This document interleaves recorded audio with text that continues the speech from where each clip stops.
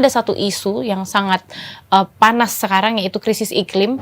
Para peneliti sains sudah membuktikan bahwa solusi satu-satunya adalah dengan melindungi masyarakat adat. Karena masyarakat adat adalah garda terdepan melindungi alam.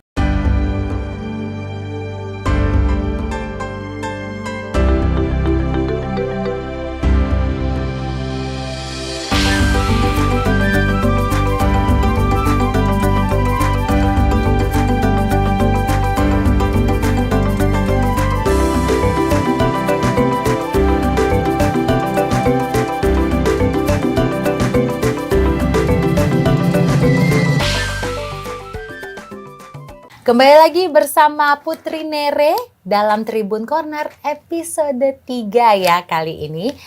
Di mana sebelum kita masuk ke diskusi hari ini, saya ingin berbagi cerita yang mencengangkan saya saat itu, di mana beberapa dosen IPB kembali ke kampung halaman mereka untuk membagikan ilmu, dan mereka berencana untuk membuka learning center ke daerah. Dan mereka menyebut gerakan ini sebagai gerakan pulang kampung. Unik ya, aksi kolektif untuk memberdayakan masyarakat. Hari ini kita akan membahas terkait hal serupa tentang inisiatif dan aksi kolektif pemuda adat. Kayaknya nggak usah lama-lama lagi ya. Di samping saya sudah hadir ini narasumber yang luar biasa, perempuan muda berkarakter dan berprestasi. Kita langsung saja berbincang dengan Michelline Salata, selaku Ketua Umum Barisan Pemuda Adat Nusantara. Halo Michelline. Halo, selamat pagi. Pagi, kabarnya gimana? Kabarnya luar biasa meskipun capek habis dari Kupang kemarin. Wow, jadi dari Kupang langsung ya ke sini ya untuk berbincang bersama di Tribun Corner ya. Oke, kita langsung aja berbincang ya Michelline ya. Sebelum kita terjun lebih dalam membahas tentang pemuda adat, ini bagaimana sih kesannya sebagai perempuan pertama yang dinobatkan sebagai pemimpin BPAN ini? Mungkin Michelline bisa cerita terlebih dahulu.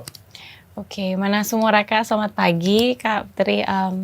Kalau sebagai ketua BPN pertama perempuan memang suatu tantangan ya, karena kita sudah terbentuk 10 tahun, di mana 10 tahun belakangan ini pemimpin kita itu selalu laki-laki. Yang mana itu sebenarnya normal dan lumrah karena kebanyakan adat istiadat, masyarakat adat di Indonesia itu kebanyakan masih patrilineal, patriarki, menganggap bahwa yang memimpin itu bisanya laki-laki. Dan kemudian di tahun ini perempuan terpilih menjadi ketua BPN itu satu adalah tantangan. Kedua itu juga suatu kemerdekaan bagi perempuan. Kemudian melihat dari sisi lain bahwa perempuan adat pun juga bisa memimpin, utamanya di organisasi pemuda adat. Nah itu juga menjadi semangat kemudian untuk perempuan-perempuan lainnya untuk mengambil posisi-posisi strategis di dalam pengambilan keputusan di dalam kelompok-kelompok kecil maupun di komunitas adat. Nah oke, jadi mungkin Michelline juga bisa menjelaskan, menceritakan kepada kita bagaimana sih periode pertama saat menjabat, apakah memang tadi sudah bilang ada beratnya gitu kan ya, tapi mungkin bisa diceritakan lagi beratnya tuh gimana? Terus kesannya juga gimana menjadi perempuan pertama yang dinobatkan sebagai pemimpin BPAN ini? Iya, kalau dikatakan beratnya sih mungkin bagaimana caranya membuktikan diri bahwa kita bisa, bahwa perempuan itu bisa, bukan hanya karena selama ini kita dicap bahwa perempuan hanya bisa mengerjakan pekerjaan domestik di rumah, perempuan hanya bisa bekerja di dapur, tetapi bagaimana membuktikan perempuan juga punya kapasitas memimpin dan mengambil keputusan di dalam komunitas. Nah kalau beratnya memang karena pembuktian diri itu tadi, bahwa perempuan bisa, perempuan adat pun juga bisa menyampaikan opininya, menyampaikan apa yang dia butuhkan ke publik dan juga di dalam dari segi keluarga, komunitas, bahkan di dalam masyarakat secara luas. Nah itu sih yang kemudian menjadi berat karena perempuan itu kadang tidak diperhitungkan. Ya. Jadi kadang masih dipertanyakan, kira-kira kalau dia mengambil keputusan A, sudah bagus belum ya? Atau keputusan B? Masih banyak dipertanyakan terus ya, padahal sudah ada keputusan. Iya, tapi karena ini sudah berjalan 8 bulan, saya rasa itu sangat progresif. Akhirnya apa yang saya lakukan kemudian melakukan banyak pendekatan ke teman-teman di komunitas. Karena kalau misalnya hanya stay di satu tempat, pasti akan hanya dilihat dari satu pandangan. Tapi ketika kita mendekat kepada teman-teman yang ada di komunitas, teman-teman akan melihat bagaimana kemudian gaya kepemimpinan perempuan ini ternyata bisa sesuai dengan apa yang mereka butuhkan. Jadi hal tersebut yang membedakan Michelle sebagai pemimpin perempuan dengan pemimpin laki-laki yang sebelumnya, di mana lebih banyak melakukan pendekatan, dan itu sebenarnya diperlukan juga nggak sih Michelle melakukan lebih banyak pendekatan? Iya, pasti sangat dibutuhkan ya, karena misalnya kemarin saya sempat jalan-jalan nih ke komunitas adat teman-teman di Jambi. Mereka kan belum pernah berinteraksi sebelumnya secara langsung, karena pandemi akhirnya kita melakukan jambore nasional secara online, dan pemilihan ketuanya pun secara online waktu itu.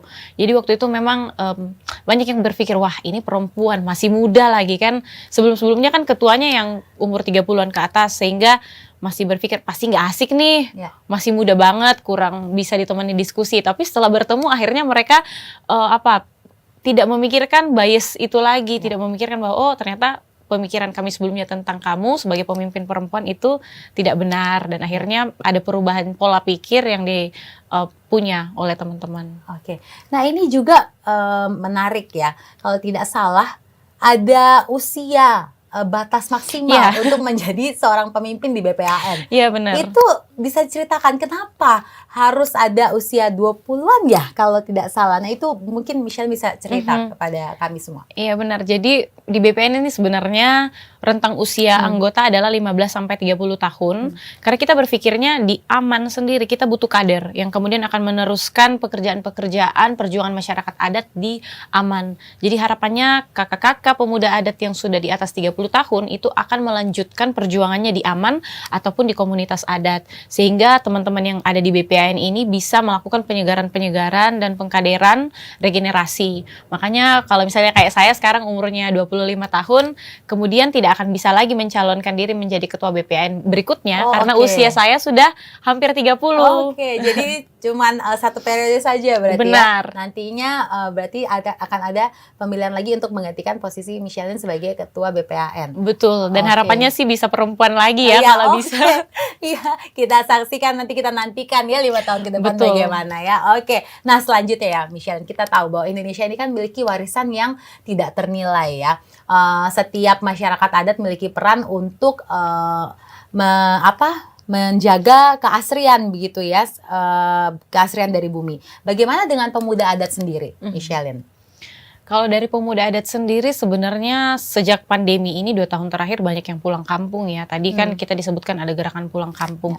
Tetapi di BPN sendiri itu sudah terjadi 10 tahun terakhir sejak terbentuknya BPAN. Karena melihat bahwa ternyata orang-orang tua yang tinggal di komunitas itu sudah tidak mampu untuk menjaga secara ekstrim wilayah-wilayah adat yang kemudian terus tergerus, dirampas haknya, dan anak-anak muda lah yang harus memainkan peran ini. Nah itulah kenapa teman-teman kemudian banyak yang kembali ke kampung menggunakan skill dan kemampuan yang mereka punya untuk mengembangkan komunitas yang ada. Misalnya mereka akhirnya membangun sekolah adat, sekolah lapang, atau sekolah-sekolah apapun yang kemudian itu berkaitan dengan pendidikan kritis untuk melihat bahwa oh budaya ini kita harus lestarikan, pengetahuan tradisional ini kita harus dokumentasikan, sehingga nanti generasi berikutnya tidak akan kebingungan melihat identitas mereka sebagai pemilik adat dan budaya ini. Nah, itu menarik mengenai dokumentasi adat dari masing-masing daerah. Nah, ini berarti sudah dilakukan ya sementara oleh beberapa. ongoing. Oke. Ya, karena sepengetahuan saya pun dari Papua, dari daerah saya pun juga sudah mulai mendokumentasikan bahasa ya. Karena kita tahu kalau bahasa di Papua kan banyak sekali ya. Jadi mungkin di daerah-daerah lain juga mungkin bisa dilakukan hal seperti itu, Michelle. Dan itu mulai dari BPAN ya tentunya ya. Betul. Oke. Nah, kemudian Michelle, peran apa yang mereka ambil dan visi serta misi apa yang pemuda adat bawa dalam memperjuangkan untuk menjaga hak-hak masyarakat adat tersebut? Iya, benar. Kalau di masyarakat adat kan sekarang memang sedang menggalakkan pengesahan RUU masyarakat adat. Karena kalau dilihat perlindungan terhadap masyarakat adat sekarang itu masih minim. Dimana ketika mereka mau memperjuangkan wilayah adat mereka yang dirampas, kemudian mereka dikriminalisasi hanya karena ingin menjaga wilayah adat mereka misalnya. Nah, dari sini itu kemudian lahir visi dan misi, yaitu pemuda adat bangkit bersatu bergerak mengurus wilayah adat. Jadi pemuda itu bukan hanya harus bangkit dan bergerak, tetapi harus bersatu. Karena kalau kita pecah-pecah juga kita tidak akan mencapai visi misi ini. Nah, kita percaya bahwa di mana tetua-tetua adat yang sudah meneruskan nilai-nilai luhur ini, pemuda adat harus menghidupi itu, mengilhami itu, menggunakan kapasitasnya untuk berjuang, bersuara supaya RUU masyarakat adat ini kemudian segera disahkan. Karena kalau kita lihat memang perlindungan terhadap masyarakat adat sekarang masih minim. Bahkan di dalam pengambilan keputusan masyarakat adat dan bahkan pemuda adat yang dianggap masih muda, tidak tahu apa-apa, itu tidak diperhitungkan. Oke, jadi memang jelas sekali bahwa RUU masyarakat adat ini diperlukan untuk menjaga agar kelestarian dari masyarakat adat itu sendiri ke depannya begitu. Dan saya setuju juga mengenai pentingnya bahwa kita harus bersinergi, kita harus bergandengan tangan, bekerja sama, bersatu. Begitu, tidak bisa sendiri-sendiri ya. Itulah Indonesia gitu kan. Benar. Dengan segala keanekaragamannya, keberagamannya, justru kita harus bersatu, justru akan semakin kuat. Begitu ya Michelin ya. Oke. Nah, Michelin ini selain menjabat sebagai ketua Barisan Pemuda Adat Nusantara ini sendiri, Michelin ini kan merupakan sosok pemuda adat juga ya. Nah, ini bagaimana Michelin menjalani tugas sebagai pemuda adat? Seperti apa keseharian dari Michelin? Apakah ikut perempuan adat untuk pergi ke hutan gitu ya, atau seperti apa Michelin? Iya. Jadi ini sebenarnya gambaran tentang masyarakat adat yang mungkin belum diketahui oleh masyarakat secara umum. Jadi masyarakat adat itu bukan berarti yang selalu tiap hari pakai pakaian adat. Berarti nggak begitu juga ya? Iya, benar. Tapi memang secara masyarakat adat itu kita memiliki hak-hak kita di tanah ulayat kita masing-masing. Kalau keseharian saya sih dari dulu itu memang sebagai pegiat pendidikan adat. Jadi bagaimana caranya teman-teman atau adik-adik saya di Toraja itu tetap mengenal kelestarian budaya adat mereka melalui permainan tradisional, sejarah-sejarah tentang pahlawan-pahlawan dan juga leluhur-leluhur di Toraja. Karena sebagai salah satu pendidik, saya juga melihat bahwa kurikulum selama ini hanya mengajarkan sejarah-sejarah tentang penjajahan misalnya. Nah, itu kemudian sejarah-sejarah lokal yang kita punya kok nggak pernah diajarin di sekolah. Nah, itu yang kemudian menjadi satu kritik bagi kurikulum pendidikan, karena melihat bagaimana misalnya kurikulum yang kemudian dikemas di Jakarta di kementerian disebar ke seluruh wilayah di Indonesia dan belum tentu itu bisa dicerna secara lokal sampai di pelosok. Karena kemarin saya sempat jalan-jalan ke salah satu komunitas Lakoatku Jawas di Molo di Nusa Tenggara Timur. Ternyata mereka selama pandemi 2 tahun itu mereka sangat tertinggal karena ada permintaan untuk melakukan online school.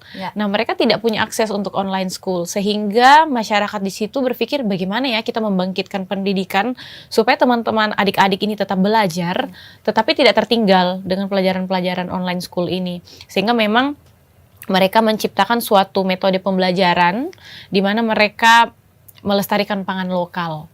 Jadi pangan lokal ini resepnya didokumentasikan, mereka praktekkan dan diajarkan kepada anak-anak. Dan pangan-pangan lokal ini saya bisa bilang ini adalah salah satu pertahanan masyarakat adat di Molo, di Nusa Tenggara Timur, dan juga sebenarnya bisa diaplikasikan di wilayah adat yang lain. Nah, berarti mengenai kurikulum tadi ya Michelin, sejauh ini ya, untuk mengadaptasi hal tersebut, apa yang sudah dilakukan oleh kalian untuk mengatasi hal ini? Karena ya memang sekarang kayaknya di kurikulum sekolah anak sekarang sudah tidak ada lagi tuh cerita-cerita rakyat gitu. Kalau angkatan saya masih ada ya, ketahuan ya angkatannya.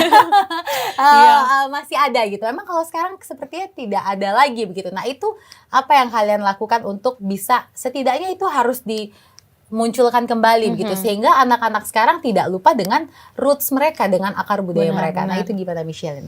Nah, itu kemudian sebelumnya itu kan pasti selalu ada kritik, ada evaluasi terhadap textbook misalnya yang dimiliki. Tapi sekarang juga kita lihat jam-jam pelajaran bahasa daerah misalnya itu sudah diminimalisir.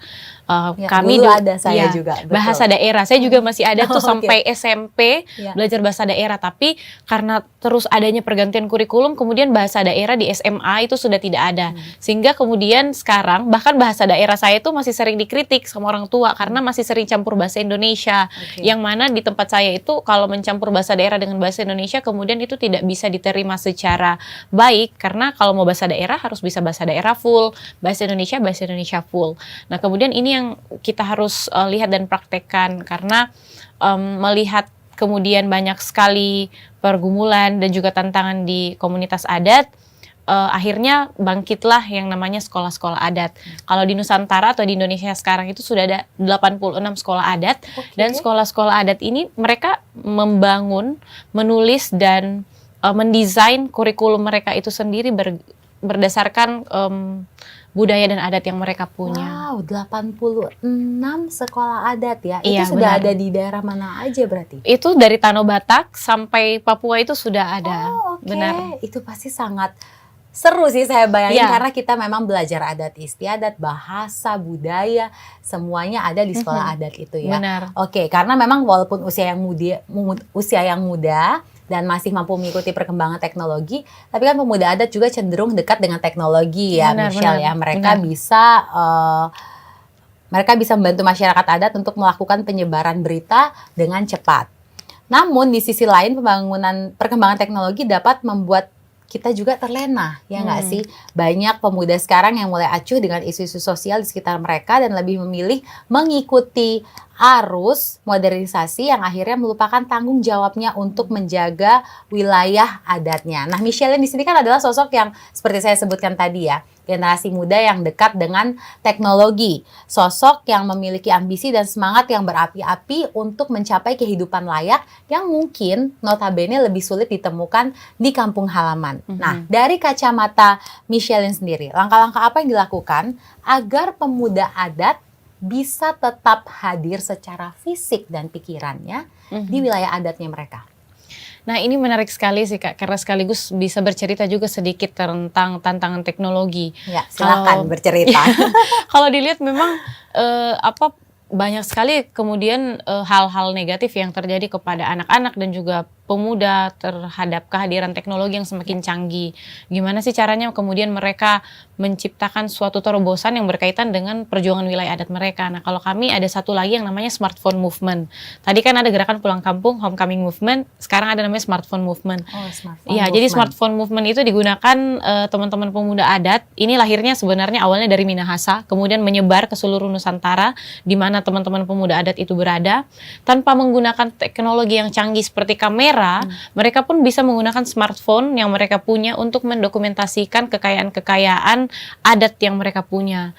Jadi misalnya mereka masuk ke hutan, lagi sementara melakukan perbaikan situs leluhur, kuburan-kuburan leluhur misalnya, mereka mendokumentasikan itu dan membuat suatu berita yang akhirnya bisa dipublish di suatu media atau di blog yang mereka miliki. Jadi sebenarnya untuk masyarakat adat dan pemuda adat ini merupakan suatu keuntungan, karena kan semakin kadang masyarakat adat itu ditanya, kalian selalu mau hak-hak kalian diakui. Mana buktinya kalian punya tanah misalnya? Karena kan selama ini kebanyakan hutan itu akhirnya milik negara, hutan lindung. Nah, dari sinilah pemuda adat itu mau mendokumentasikan, masuk ke hutan, pergi ke gunung, mendokumentasikan segala kekayaan yang ada. Kemudian mereka koleksi itu di dalam suatu dokumentasi, baik itu buku, bikin podcast, bikin blog, bahkan bikin vlog misalnya. Dan ini kita bisa lihat dari masifnya pergerakan teman-teman pemuda adat membuat akun-akun Instagram dan juga berita-berita yang kemudian banyak sekali ditulis oleh teman-teman pemuda adat. Jadi pemuda adat sebenarnya banyak juga yang kemudian sekarang menjadi videografer, penulis, bukan hanya mereka jadi petani atau jadi tukang kebun loh. Jadi ini harus kita ubah karena pendidikan kritis versi masyarakat adat itu memang lebih kepada bagaimana melestarikan budaya yang ada. Melestarikan itu juga perlu adanya adaptasi dan inovasi. Benar. Ya. Jadi ini juga yang dilakukan bagian dari adaptasi dan inovasi tersebut sehingga betul generasi selanjutnya bisa tetap menikmati dengan dokumentasi digital itu. Betul. Oke. Nah, ini kan menarik sekali memang tadi ya kita sudah berbicara mengenai gerakan pulang kampung ya kan. Nah, gerakan ini menjadi salah satu aksi kolektif yang sedang digalakkan oleh pemuda adat ya Michelle. Nah, seberapa berhasil sih aksi ini sebetulnya? Kalau dikatakan seberapa berhasil, ini sudah sangat bisa mewakili pertahanan dari wilayah adat. Dengan adanya gerakan pulang kampung, akhirnya orang tua kita yang sudah tidak mampu misalnya untuk melakukan protes atau demonstrasi itu diwakili oleh Gerakan Pulang Kampung ini, karena Gerakan Pulang Kampung itu banyak sekali versi. Ada yang kemudian pulang kampung membangun sekolah, ada yang pulang kampung membuat kebun, jadi lahan-lahan yang sebelumnya tidak dipakai mereka membuat kebun, dan dari situ lahir banyak sekali profit-profit, keuntungan-keuntungan yang baik bagi komunitas. Misalnya kemudian membuat sebuah kafe yang berbasis masyarakat adat, ada koperasi yang berbasis masyarakat adat, sehingga ini pengelolaannya adalah pemuda adat. Dari situ sebenarnya ilmu-ilmu yang teman-teman dapatkan di kota pada saat bekerja dan bersekolah itu akhirnya bisa dipakai, tetapi mereka menyesuaikan dengan kebutuhan yang ada di komunitas. Oke, berarti ada perubahan-perubahan yang dirasakan berarti ya, Benar. pasca gerakan ini diluncurkan seperti itu. Nah, kemudian mengenai soal mereka juga yang memutuskan untuk ke kota, apakah mereka diberi syarat atau seperti apa? Kalau misalnya memutuskan untuk ke kota, itu sebenarnya kan kembali lagi kepada pilihannya. Pilihan personal, misalnya kayak di Toraja. Kalau di Toraja kan orang taunya kultur kita ini sangat royal di dalam upacara-upacara adat. Tetapi kemudian banyak yang harus merantau karena memenuhi kebutuhan sehari-hari keluarga yang ada di kampung. Tetapi ini tidak membuat suatu batasan juga bahwa orang-orang yang kemudian merantau tidak berkontribusi terhadap Gerakan Pulang Kampung ini. Jadi budaya-budaya yang kita punya itu juga bisa dilestarikan oleh teman-teman yang merantau dengan mengikuti perkumpulan-perkumpulan. Pastinya misalnya ada perkumpulan orang Papua di Jawa, misalnya perkumpulan orang Toraja di Papua misalnya. Nah, itu kita bisa lakukan pelestarian itu dengan mendukung. Nah, inilah yang kemudian kita panggil sebagai pemuda adat diaspora. Jadi mereka tidak tinggal di wilayah adat, tetapi tetap mereka mendukung. Nah, berarti kalau Michelle bisa menyebutkan, berarti presentasi keberhasilan gerakan pemuda adat ini berapa? Persentasenya? Kalau dikatakan presentasinya bisa 90% ya. Karena Gerakan Pulang Kampung ini kemudian lahir di Nusantara dan mulai diadaptasi oleh teman-teman masyarakat adat yang ada di bagian dunia lain, misalnya di Amerika Latin, di Kolombia, di Brasil. Karena mereka tidak punya gerakan seperti ini. Kebanyakan mereka kemudian merantau misalnya ke Amerika dan tidak pulang-pulang. Dan ini merupakan suatu gerakan yang kemudian diadaptasi oleh teman-teman di negara lain. Karena ini merupakan gerakan yang sangat unik. Karena orang bilang, loh kok mau pulang ke kampung? Kan enak tinggal di kota gitu ya. Well, sebenarnya memang enak tinggal di kota. Tetapi kalau kita melihat kembali, di kampung tuh nggak susah sebenarnya. Kita sudah punya pangan lokal. Tanpa makan beras pun kita bisa hidup. Ada ubi, ada jagung. Iya, semua ada. Tidak perlu ke pasar, petik lombok cabe di samping rumah, rica di samping rumah sudah ada. Jadi sebagai masyarakat adat itu sebenarnya kita tidak kesusahan, hanya saja karena gelombang kolonialisasi dan juga perebutan hak-hak ini yang kemudian membuat masyarakat adat itu tergerus sumber pangannya, tergerus hak-haknya. Oke, nah obrolan kita hari ini kan bertajuk Gerakan Pemuda Adat yang tentunya memberikan kontribusi dalam perjuangan hak-hak masyarakat adat. Nah, kita kembali ke arti kata perjuangan ya, Michelle ya. Apabila kita mendengar kata dari perjuangan, di situ pasti kan ada hak, kemudian ada perlawanan dan juga isu ya. Kita semua ingin tahu sebenarnya apa sih yang sedang diperjuangkan oleh pemuda adat sendiri? Dari pemuda adat sendiri ini berakar kepada perjuangan masyarakat adat secara umum. Di mana-mana, baik di dunia, di belahan dunia yang lain itu, pasti mereka ingin satu, perlindungan dan pengakuan.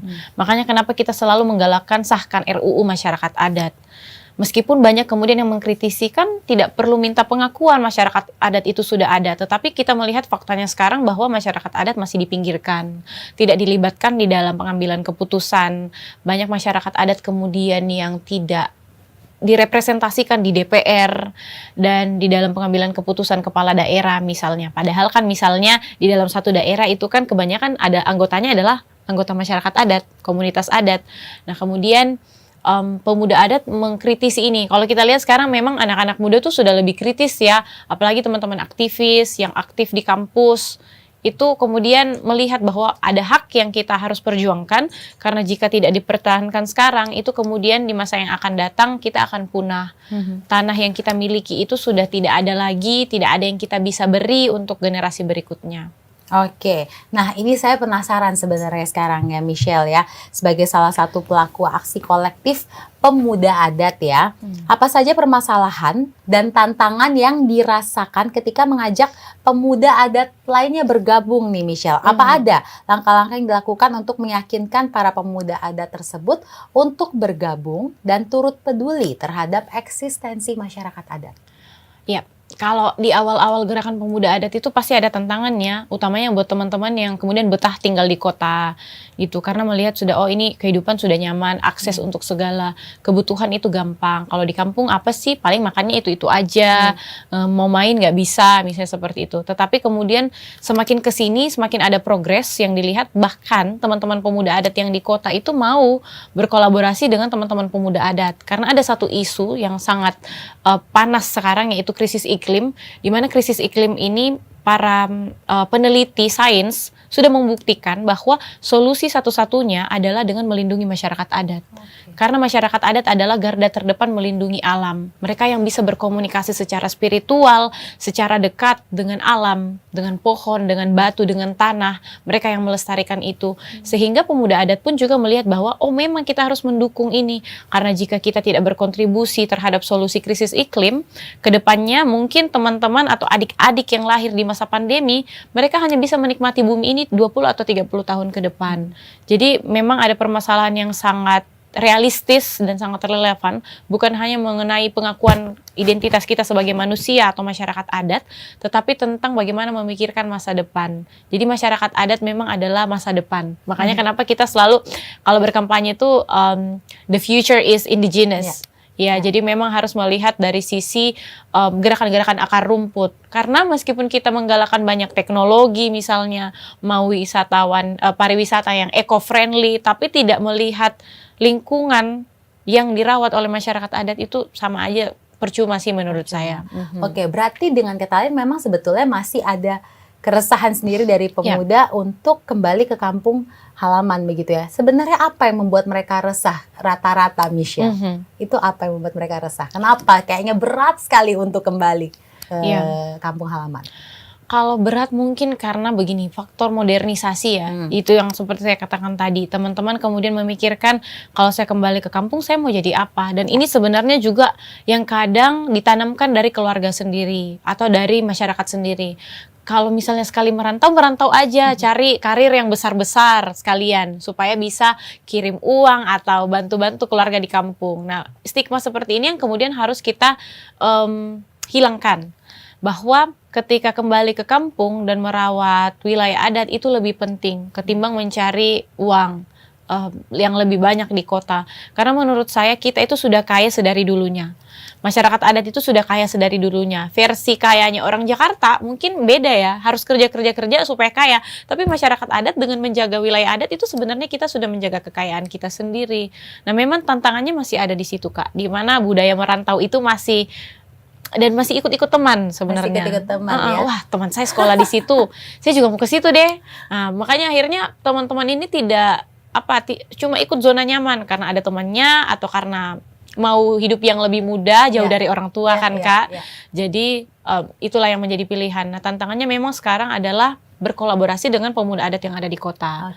Makanya banyak aktivis-aktivis lingkungan kemudian yang ingin belajar ke teman-teman BPAN, teman-teman pemuda adat. Apa sih yang kalian dilakukan di kampung tuh kok kalian betah di kampung? Nah ini yang harus kita jembatani. Nah itu awalnya Michelle juga akhirnya bisa kembali ke kampung itu gimana? Itu bagaimana cara memutuskannya? Dan sering nggak sih ditanya juga sama pemuda yang lain, Michelle saya pingin kembali tapi apa yang harus saya lakukan pertama kali? Nah itu mungkin bisa sharing juga kepada pemuda-pemuda yang lain, gimana sih awalnya?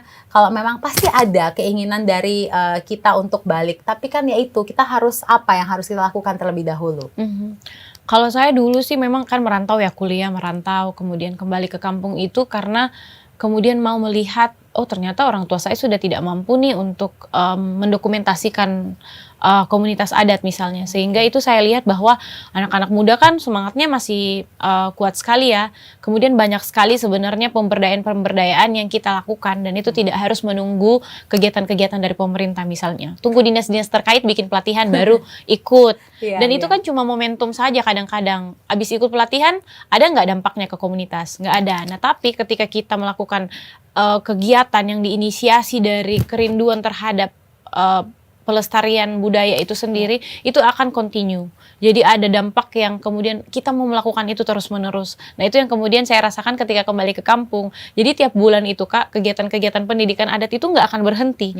Karena kemudian anak-anak yang waktu pandemi itu tidak ke sekolah, mereka rindu terus untuk datang, mau belajar. Karena banyak sekali pelajaran yang kemudian mereka tidak dapatkan di sekolah. Kita pun juga tertantang untuk, wah gimana ya bikin pendidikan adat ini seru, tapi tetap akarnya melekat, nggak hilang, nggak hilang, ya, benar. Tapi kalau menurut Michelle sendiri dibandingkan dulu dengan yang sekarang, anak-anak muda ini antusiasmenya untuk kembali ke kampung, apakah sudah semakin maju, sudah semakin banyak begitu?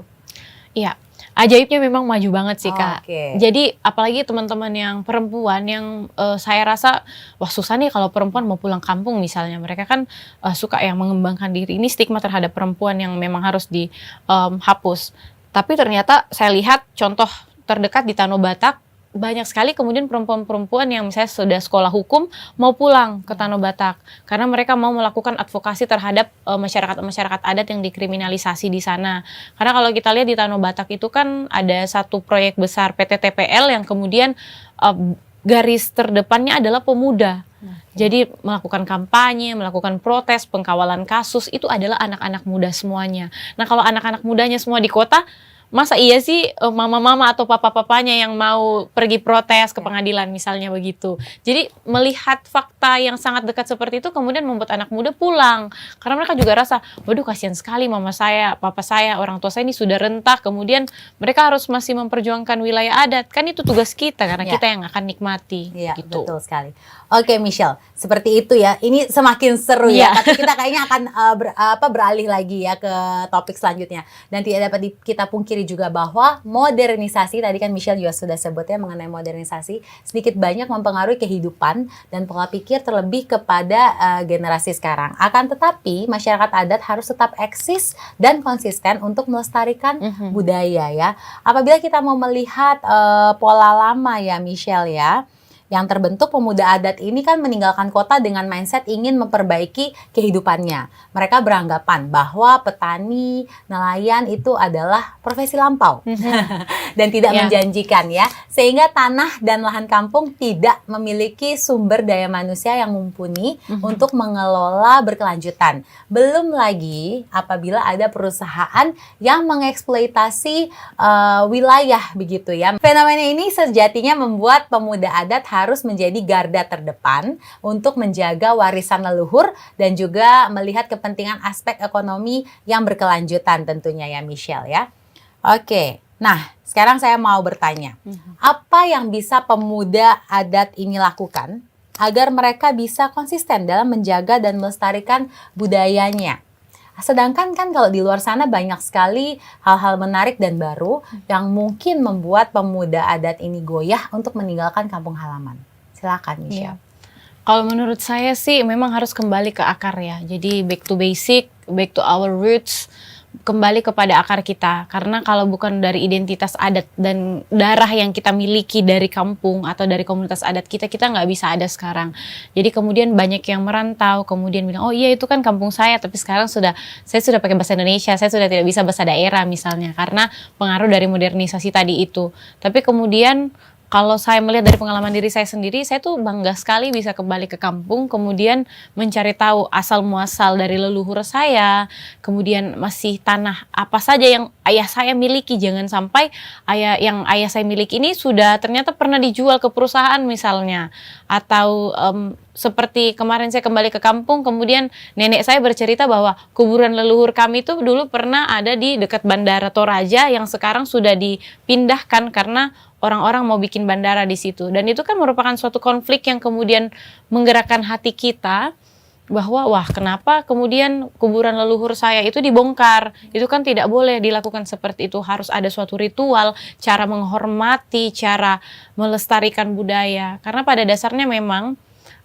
masyarakat adat itu tidak kolot.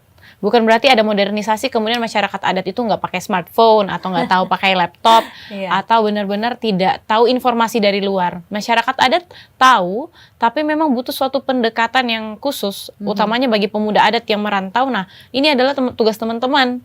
Teman-teman yang sudah merantau, kembalilah membagikan ilmu yang sudah dipunya, kemudian itu diseminasikan dan bisa diaplikasikan di kampung. Karena memang tidak semerta-merta semua ilmu yang kita punya itu bisa dipakai di kampung. Harus ada lokalisasi, pengetahuan yang kita miliki. Nah mungkin itu sih yang bisa saya sharingkan, karena memang secara pribadi saya sangat excited karena saya sudah mengalami itu secara pribadi dan banyak sekali sebenarnya kawan-kawan, karena ini kan aksi kolektif. Jadi bukan hanya 1-2 orang, tapi banyak sekali pemuda adat, ribuan bahkan puluhan ribu di seluruh penjuru pelosok negeri ini yang kemudian melestarikan budaya mereka, tetapi tetap melekat dengan teknologi yang ada, menceritakan cerita-cerita ini kepada orang-orang lain di dunia bahwa kami bisa mandiri, kami bisa berdaulat, dan inilah cara kami untuk berdaulat sebagai umat manusia dan sebagai masyarakat adat.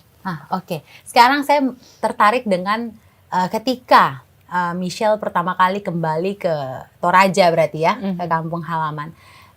Michelle kan pasti sudah dianggap oleh, apalagi dengan para tetua gitu ya, dengan anak yang sudah lengkap dengan era digital modernisasi begitu ya. Nah itu bagaimana Michelle menjembatani hal tersebut begitu, memberikan mereka informasi bahwa nggak apa-apa kita mengikuti perubahan zaman, tapi kita tetap juga harus menjaga adat istiadat kita. Nah itu gimana Michelle menjembataninya? Baik. Pertama memang harus banyak diskusi dengan tetua-tetua. Jadi jangan pernah merasa bahwa memang ada suatu proses di mana kita harus berdiskusi dengan tetua yang harus kita lewati. Pasti harus permisi, harus tahu dulu latar belakang dari tetua ini, dan itu yang kemudian saya coba untuk lakukan. Meskipun pada awalnya memang ada tantangan, kamu perempuan, muda, ini bukan tugas kamu tuh tugasnya ya belajar aja sampai pinter, terus jadi guru, ajar yang lain. Tapi kemudian ini yang menjadi tantangan buat saya, karena banyak orang yang kemudian punya ilmu tapi itu dikip sendiri, tidak dibagikan kepada orang lain. Nah kemudian ini yang menjadi hal yang baik menurut saya. Setiap saya diskusi dengan tetua, kemudian saya mau ceritakan, kemarin saya tuh cerita misalnya sama Pong Barumbun, ada satu tokoh adat, dan ternyata saya mendengar dari Pong Barumbun, adat itu dinamis. Jadi tidak mesti adat itu harus selalu berpikir ke masa lampau, tetapi kita harus melihat bagaimana menempatkan adat istiadat budaya itu di masa yang kita lalui sekarang. Misalnya modernisasi, milenial, penuh dengan teknologi, adat itu tetap bisa terus berjalan. Buktinya orang Toraja sampai sekarang masih kaya budayanya, masih kaya akan keindahan alamnya, karena itu suatu kemandirian yang kita miliki dan inisiatif yang harus dimiliki. Memang kalau anak muda selalu berpikir pesimis duluan untuk berdiskusi, membuka suatu diskusi atau forum budaya di tempatnya, pasti nggak akan ada perubahan yang terjadi. Makanya inilah suatu perbedaan yang harus kita jembatani bersama. Harus ada diskusi. Ya, kalau tadi kan dengan para tetuanya. Nah, kemudian bagaimana dengan pemuda aslinya? Karena pasti saya juga mengalami hal seperti itu. Dengan maksudnya pemuda Papua, misalnya dengan pemuda Papua yang di Jakarta begitu, ketika kembali ke kampung halaman pasti akan ada hal-hal yang mereka pertanyakan, akan ada hal-hal yang mereka perdebatkan. Nah itu bagaimana cara Michelle menghadapi hal tersebut? Iya.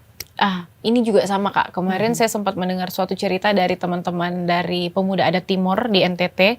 Katanya kalau misalnya di komunitas adat mereka ada 2 keluarga atau keluarga dekat yang berseteru, nanti teman-teman pemuda adat yang merantau di kampung itu ikut berseteru juga. Nah itu memang karena kurangnya suatu pendokumentasian budaya yang kita lakukan. Makanya untuk teman-teman, untuk yang berasal dari latar belakang budaya tutur, itu harus melakukan dokumentasi secepatnya melalui dalam bentuk tulisan. Saya rasa teman-teman ini kan banyak ya anak-anak senja ya, anak-anak indie yang suka nulis. Nah gimana kalau misalnya bakat nulisnya itu kita alihkan ke isu-isu yang berbau adat, nilai-nilai luhur, yang kemudian itu bisa melestarikan budaya adat kita sendiri. Karena kita tidak bisa menunggu terus bahwa pemerintah yang akan mendokumentasikan, pemerintah yang akan mendanai proses-proses seperti ini. Kita harus selalu mandiri. Nah, buat saya sekarang teman-teman pemuda adat sudah tidak terlalu sulit ya untuk dikonsolidasikan untuk kembali ke kampung atau kembali ke akar. Karena sebagaimana kita lihat faktanya sekarang, bahkan teman-teman di kota yang mungkin notabene bukan pemuda adat misalnya, mereka mau melihat. Dan saya sangat takjub kemarin ketika gerakan ini sudah mulai sangat kuat, ada teman-teman saya yang berasal dari etnis Tionghoa, kemudian bertanya, Lin, saya mau ikut tapi saya kan bukan pemuda adat, etnis saya itu Tionghoa. Nah, ini yang kemudian jadi tantangan nih. Wah, ternyata pemuda adat itu gerakannya tidak boleh eksklusif, harus inklusif, melibatkan semua orang yang kemudian mau mendukung gerakan ini. Nah, tapi menurut Michelin sendiri, modernisasi sendiri ini pun untuk masyarakat adat sendiri bagaimana sih? Apakah memang penting, perlu, atau tidak perlu? Bagaimana Michelin sendiri menanggapi hal tersebut?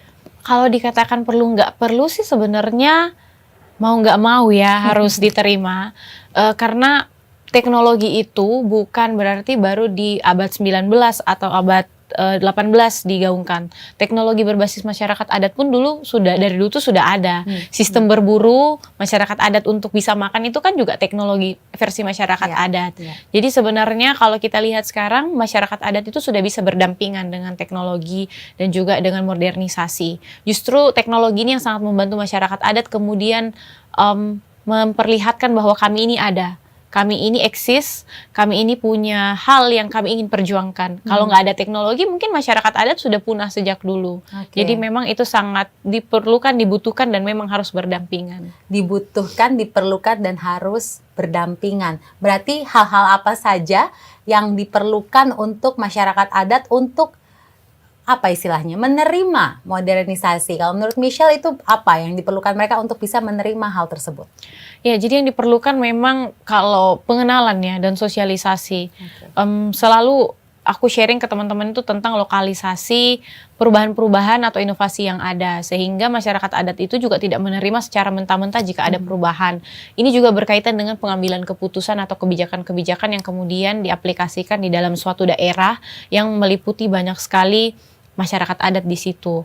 Makanya memang kalau kita lihat kan kemudian teknologi ini banyak dipakai oleh anak-anak muda untuk mendokumentasikan. Meskipun memang kalau kita lihat masih banyak suku-suku asli, suku-suku dalam itu yang memang tidak mau kalau misalnya ada kamera yang masuk ke komunitasnya misalnya. Bahkan masuk ke komunitas itu nggak boleh pakai sendal, harus pakai hitam-hitam misalnya kayak di Kajang gitu kan. Jadi memang ada suatu aturan-aturan yang harus kita ikuti, tetapi adat itu dan budaya juga bisa berkompromi ketika kita diskusi. Misalnya kan di budaya timur misalnya atau di Lombok itu kan ada seserahan kalau mau nikah. Seserahannya mungkin jumlahnya besar gitu, terus pengantin laki-lakinya nggak mampu. Itu kan masih bisa didiskusikan sebenarnya. Jadi bukan berarti adat itu selalu fix. Itu selalu dinamis mengikuti perkembangan yang ada. Iya, mengikuti perkembangan zaman. Jadi bukan berarti juga adat itu luntur, tapi adat itu mengikuti perkembangan zaman dan masih bisa dikompromikan ya. Salut sekali memang dengan keberadaan Gerakan Pemuda Adat di era modernisasi seperti ini ya. Karena ya kan, siapa lagi kalau bukan kita yang menjaga dan melestarikan. Bukan begitu Michelle ya. Oke, sebagai penutup dari pembicaraan kita hari ini, satu pertanyaan terakhir dari saya. Kita coba berandai-andai ya Michelle ya, tentang masa depan pemuda adat 10 tahun dari sekarang. Seperti apa harapan, mimpi, dan cita-cita dari Michelin untuk mereka yang menjadi garda terdepan, penerus dan pewaris budaya Indonesia ini? Benar.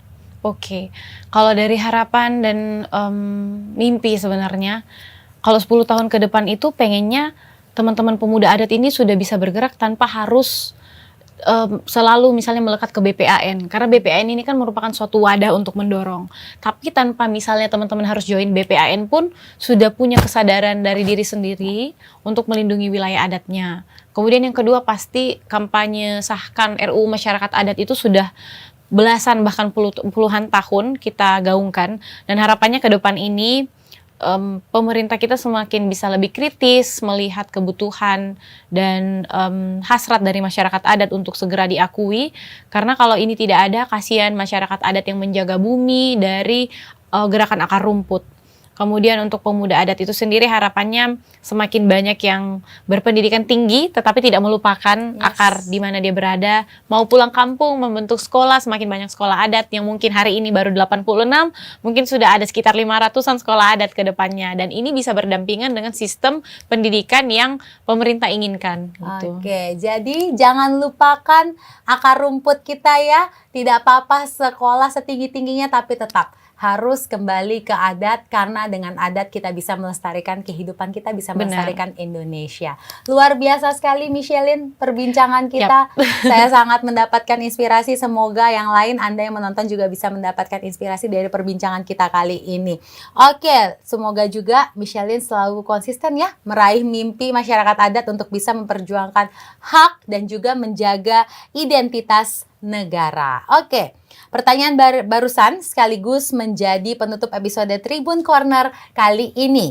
Jangan lupa untuk terus mengikuti informasi dari Tribun News dan juga Kongres Masyarakat Adat Nusantara 6 di microsite kami kamanvipapua.id dan juga Instagram kami Tribun News @tribunnews dan juga @akulokalakubangga. Untuk bersama-sama kita menyukseskan perhelatan Kongres Masyarakat Adat Nusantara 6 tahun ini. Akhir kata, saya Putri Nere mengucapkan terima kasih kepada Michelin yang sudah berbincang dan menemani kita hari ini, dan juga kepada teman-teman semua. Semoga semangat pemuda adat dapat menginspirasi kita untuk senantiasa menjaga dan melestarikan budaya Indonesia. Saya Putri Nere pamit undur diri. Terima kasih.